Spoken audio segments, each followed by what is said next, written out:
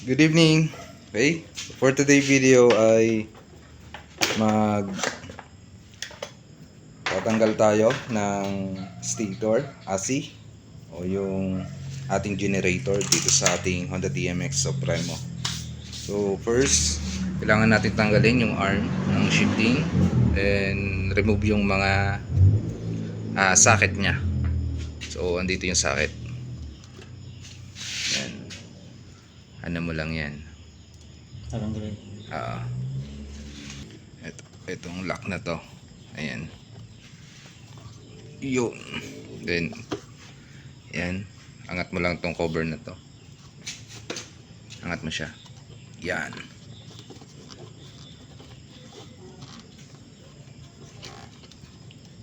Yan, so angat lang dito. Okay, pagka naangat mo na yan, push mo lang yung bauta na yan para mahugot mo yung socket. Yan yung isa. Yan.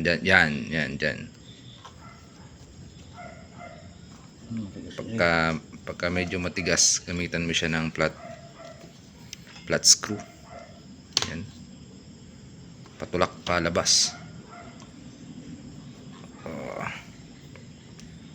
Tigas ba? Tigas na. Sige, angat mo pa to. Angat mo pa ito para mas madali mo siya makita. Yan.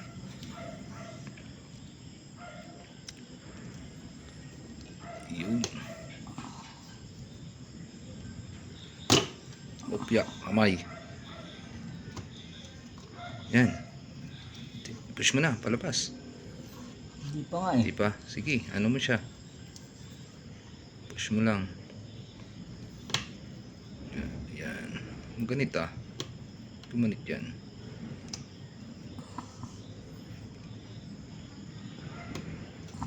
Yan. Gumanit. So, kailangan lang nating straight yung mismong socket. Then, push. Okay, yun. Ito nyo ba? Kasi pagka naka-bend yan, lalong kakapit yung pinaka-lock dito sa ating socket. So ito yung ano,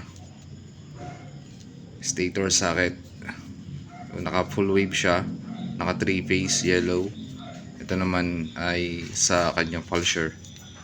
So may makikita pa kayo ditong isa, itong wire na to. Ito naman yung sa indicator natin ng gear. So 1, 2, 3, 4, 5. Ang Honda TMX 150 ay mayroon siyang 5 gear. So hanggang 5th gear, 1 to 5th gear. Then second, ito, kuha ka ng 8mm socket o kaya at yung ating impact wrench. So deep socket yung kailangan.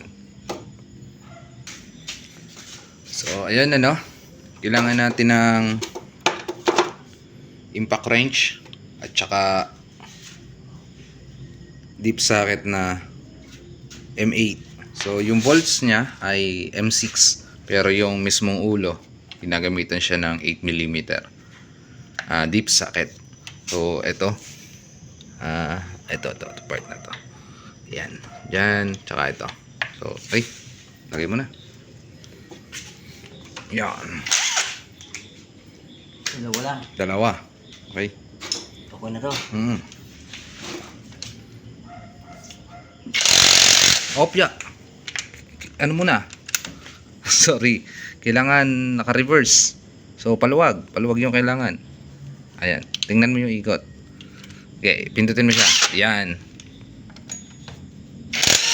Yun. Buti hindi na putol. Ay pahapit eh. Yan. Meron siya na left and right. Yan, okay na yan. Basta lumuwag na ganyan. Ayan. Ito na natanggalin. Oo. So dahil natanggal mo na yan, Ito naman, Ito naman. kabuuan itong sa mismong stator. Kulang lang siya. So, lagyan mo siya dito sa ilalim ng pan kasi tutuloy yung oil. Okay? Meron siyang 1, 2, 3, 4, 5, 6, 7, 8 volts. Medyo madilim, kailangan natin na ilaw. Madilim. So itong anong to, itong indicator na to, laylay mo muna to. Meron pa isa. Meron pa ba? Ayan, 9, wari ko siyam yan eh. So ito, remove mo muna to. Ayan, remove na. Then kailangan tong ilaylay dito kasi tatamaan yung isang bolts. Mahihirapan ka tanggalin siya. Yan, tanggalin yung isang bolt. Okay. Oh, yun. Tatanggal ko na to.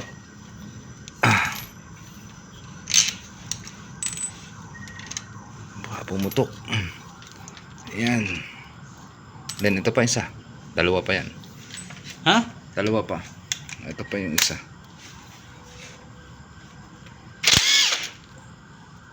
Ito pa.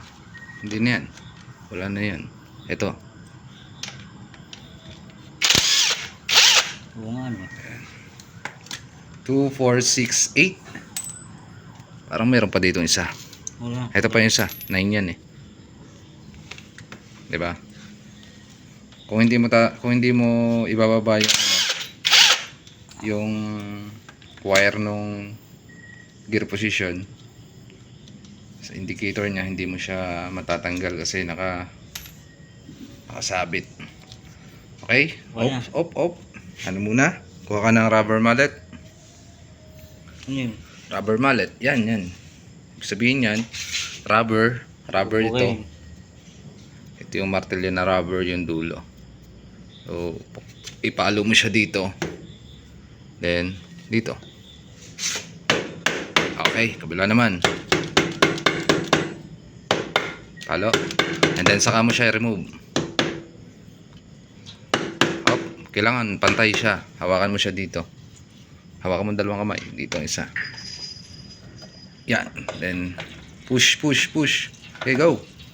Yun! Dali. Sira ba ang gasket? Hindi. Hindi.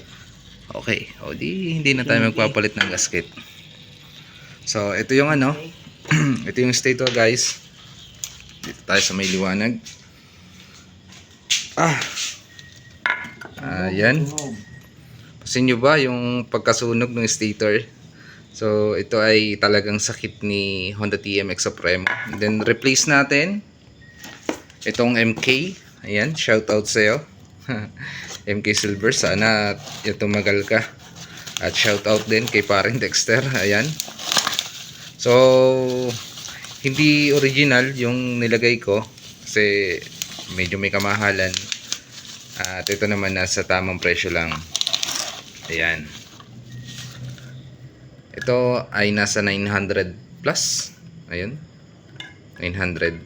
So yung original I think nasa 2,000 pesos. Pero ito namang mga ganito ay tumatagal din naman. So ayun, may isa pang mas maganda diyan na pampalit, yung pang Mola, Suzuki Mola. Ang mababago lang yung sa tornilyuhan. Tsaka dito sa kanyang polisher. So, kailangan yung original na polisher siya yung ilalagay doon kay stator ni Mola. Ayan, no? Sunog na sunog. Sunog.